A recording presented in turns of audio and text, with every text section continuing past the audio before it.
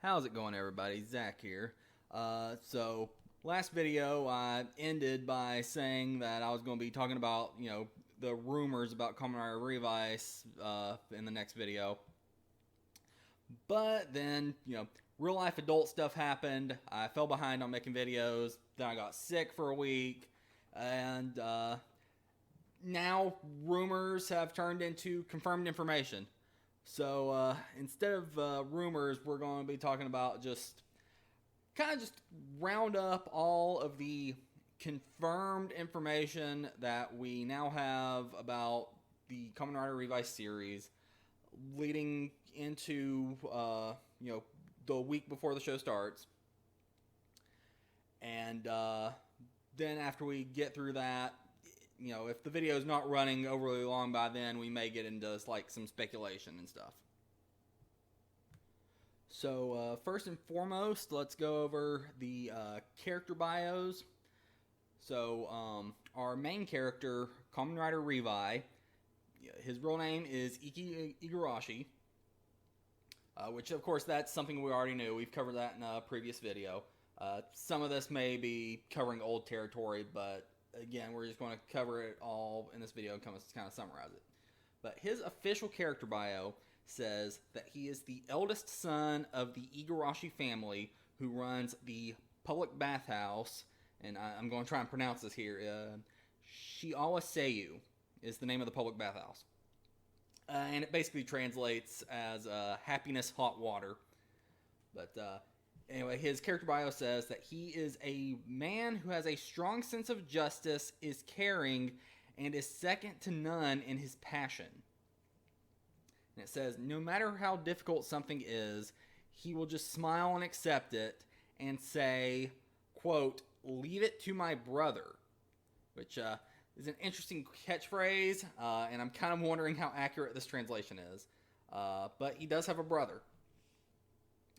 It goes on to say that Iki has heard devils whispering to him from time to time since he was young. But because of his selfless personality, he never really paid much attention to them. That is, until a day that his family encountered a dead man attack. And that was the first time that he really listened to the whispers. And that ended up that's how he ended up meeting Vice and making a contract with Vice. But that is an interesting note that Iki was kind of already innately hearing the whispers of devils. And based on reading this, there's not really a way to tell if it was Vice the entire time that he was hearing, or if he was hearing multiple devils and then just Vice was just the one that he happened to finally listen to. Although I did just realize that this doesn't actually say since he was young. It just says that he that he hears them from time to time. So since he was young was my inference. That was a misread on my part. But so there's no real timeline on how long he's been hearing them. Now moving on to Vice, who is of course Kamen Rider Vice.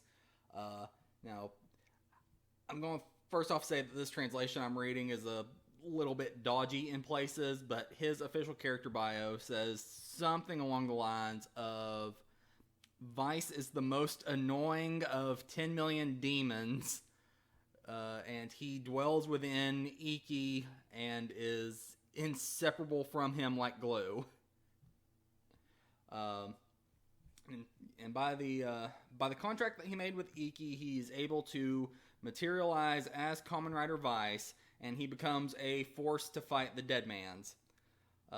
Vice's wish is to be released from Iki's body and have his own body. And he often makes fun of Iki, and they oftentimes fight and argue. But talking about Vice being bound to Iki, when he's not transformed into a Kamen Rider, he's like, that kind of spirit form. And we've seen in the trailers where in his spirit form, he doesn't really even have like legs. He just kind of has like this spectral, like ghostly tail, like kind of like Danny Phantom or like the genie from Aladdin. And like it's like just kind of like a cord like connecting him to Iki. I remember something. I can't remember if this is still rumor or if this got confirmed by something. It may have gotten confirmed by the episode 0, but I think like when Vice is in his spirit form, Iki is the only one who can like even see and hear him.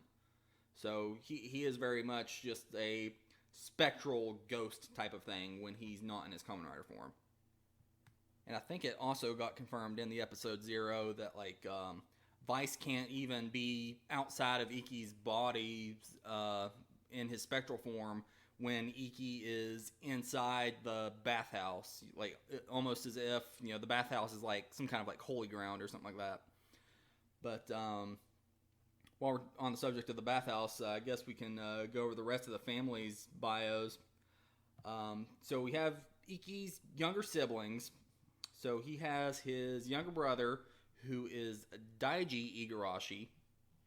And it says, he's the second son of the Igarashi family. He has a shy and prideful personality, and he is an honor student with a clear mind and high athletic ability. It said he volunteered for Phoenix, which is a special agency under the direct control of the government. And Daiji has devoted himself to the fight against the Deadmans. So, yeah, Iki's younger brother, Daiji, he's like this, kind of kid genius type. And it's interesting that he works directly for Phoenix, or is a member of Phoenix. Which some of like the rumor stuff coming out after episode 0 was calling it Phoenix Labs. But then like in the trailers, like some of like the name patches that the members were wearing said something like Phoenix Tribe.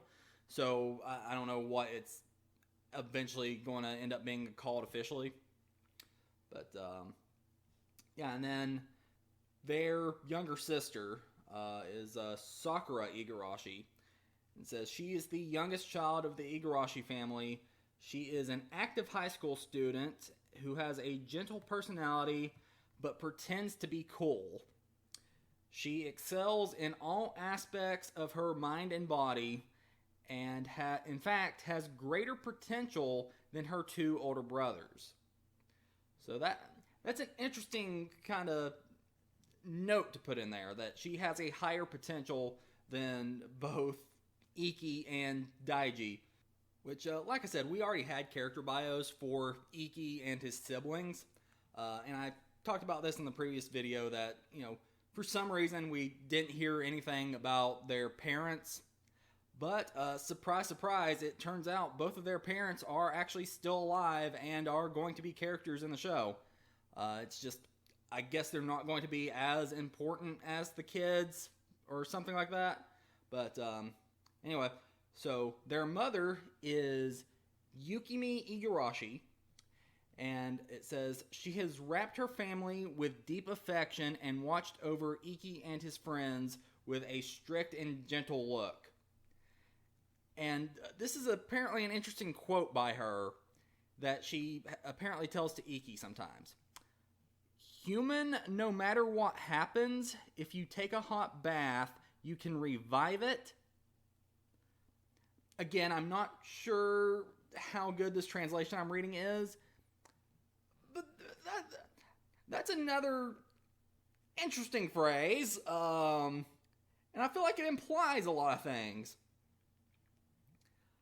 But moving on to their father, Genta Igarashi, and it says he's their father, but it says he's a sloppy father who dreams of becoming a popular creator on video posting sites.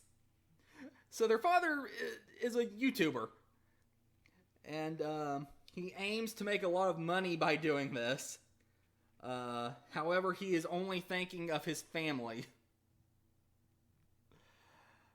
Okay, so his father's a YouTuber.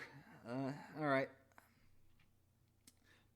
Also, based on the description of that kind of makes me think that the bathhouse is it's probably the mother's business, Yukumi's business, and like the dad just kind of helps out. But yeah, and moving on, we just have a couple other characters that we really know anything at all about. So there is, of course, George Karazaki, who is a genius scientist who works for Phoenix. And he is the creator of the Revice writer system and the Vice stamps. And his bio also says that he is a huge fan of the Kamen Rider franchise and is an especially enthusiastic fan of Heisei Kamen Rider. And so, on the topic of that, so yeah, it is confirmed that the Revice series is going to be in a universe where, Kamen Rider is basically just a TV show, where all previous writers are, a TV show.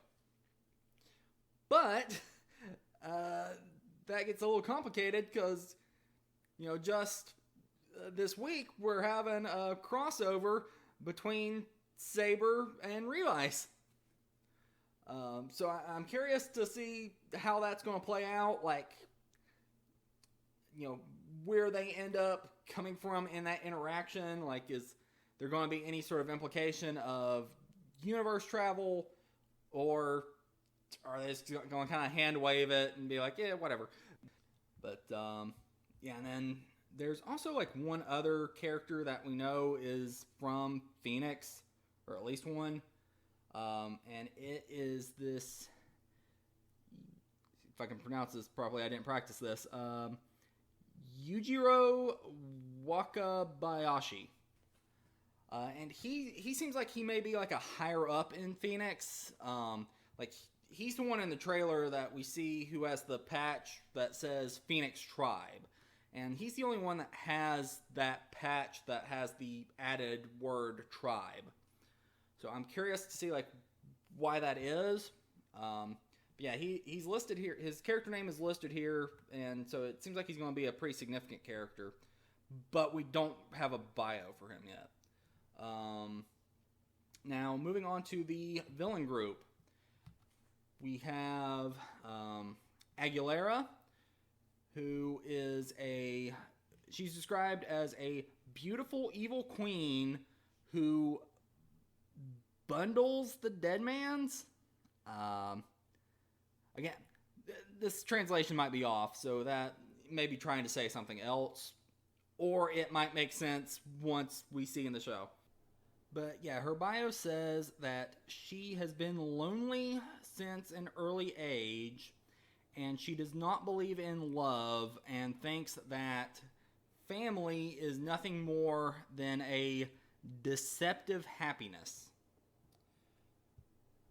So, it's very, like, the mention of family makes her very counter to the Igarashi family, it seems like. And she's kind of, at least in these character bios, it seems like Aguilera is being set up as kind of the leader of the Deadmans right now. Because all the other Deadmans character bios start with how they are connected to her. So, like, Olteka, which he's the guy that wears, like, the green suit, and then his monster form is kind of the squid-looking one. His character bio starts by saying that he is essentially Aguilera's right-hand man. And it says, in order to revive the devil worshipped by the Deadmans, he sacrifices humans with evil spirits, encouraging them to use Vice stamps and create monsters. And then Julio, the guy in the red and purple or red and blue suit, his character bio says that he is Aguilera's bodyguard, and like Olteka, he is looking for suitable people to sacrifice. And it says that he has a rough and combative personality. And of course, his monster form looks kind of like like he's got like a Hercules beetle or Kabuto beetle horn, but then he also has like brown fur in his monster form. But we haven't gotten as good a look at his monster form as we have Ulteka. But yeah, like just with them being described based on their relation to Aguilera, it definitely sounds like that she's being set up as the leader at first. Although, I mean, who knows if she'll stay the leader though, because that thing in the back of their base that they show in the trailer, that looks like a mummified demon or something. That's probably the thing they worship, and once that thing's back, that's probably going to be in charge. Although this thought just occurred: what if we go through like the majority of this series, and then it ends up being that the devil who the Deadmans worship and are trying to revive is actually Vice, and he ends up being like the big bad of the whole series or something like that? Like, I don't know if that'd be funny or messed up. But now that is all the characters that we have like official bios for. But there are actually still several characters that we have names and portraits for, but just no details about who they are. The first one that's listed is Hikaru Usujima. And again, that's all we have. Well, all we have is a name. There's no bio. But there's this other character that appears to have the same last name as him, named Tatsuki Ujima. And Tatsuki, he looks like he might be more of like a comedic side character, while Hikaru, he looks like he might be a bit more serious, but he also looks younger, so Hikaru might be like a school friend for like one of the siblings or something. And then there's this other character, Shozu Irabu, and again, no bio. We have no idea who he is, but again, his expression and his portrait kind of make me think that he may be like a regular customer of the bathhouse or something, and he may be like just a comedic side character, or like for all I know, he and Tatsuki, they may be, like I said, comedic side characters who visit the bathhouse regularly, or they may be, Jin's buddies who he does like Twitch streams with. It could be anything. And then one other character is Hiromi Dota. And again, just a name and a portrait, no bio. He looks like he could be a pretty serious character. He may be another one that works for Phoenix, but again, we have no way of knowing really. Hey, this is a later edit. Ignore what I just said. I just double-checked the Revice trailer, and Hiromi Dota, he does show up in the scene where they're at Phoenix Labs. So he probably does work for Phoenix, but that's the only other thing we know about him. And that is it for the character bios. But while we're on the subject and while this information is fresh on the mind, I'm actually going to get into a little bit of the speculation here. So yeah, with the weirdness with the quote from the Igarashi's family mother, telling Iki, you're always human no matter what, and all of that. That almost sounds like some sort of like weird coded language or something that she would want him to remember. So, and with the possibility that, most likely the bathhouse is primarily her business, and the fact that it is, for whatever reason, protected from devils, that kind of makes me think that, maybe she has some kind of connection to either Phoenix or to the Deadmans, or something similar that has a connection to them. and she already knows about this stuff in advance, maybe, and is like preparing her children for it, and creating the bathhouse, which is a place where they can be protected against it. But then there's the weirdness with all three of the Igarashi children being like these like perfect human beings. You know, they're talking about Daiji and Sakura, you know, being very athletic and extremely smart. And, you know, I mean, they don't really say that for Iki, but, you know, him being a Kamen Rider, you know, obviously he's athletic, and that may or may not be intelligent, but it's kind of implied. So I'm wondering if the kids aren't like maybe some sort of like weird experiment or something. And well, shoot, I mean, for that matter, you know, what that quote that she apparently used to tell Iki, you know, that kind of sounds like, you know, her not really saying, but kind of saying, it's like, hey, you might find out that, you know, you were like made in a lab or something one day, but, you know, remember, no matter what, you're always human. But, like, that's kind of what that quote sounds like. But then there's that part about, you know, it can always be revived. Like, who knows what any of that means. And like I said, this translation could be wrong. I'm also curious to see, like, how connected, like, the Igarashi family is with Phoenix Labs, and then the connection with the Deadmans. Because it's like, okay, so Daiji works for Phoenix Labs, but then, you know, how does Iki get the Revice driver from Phoenix Labs? I mean, does Daiji steal it? You know, or like something I'm kind of picturing in my head is like when Iki makes his contract with Vice, does Vice just kind of hone in on the nearest thing that would allow him to fulfill that contract, and in that moment that's the Revice driver, and so he just, you know, Vice just kind of steals it magically. And I think they showed in the episode 0 that Daiji provides Iki with additional Vice stamps. So it's like, does Phoenix Lab know that they are supplying Iki with Vice stamps?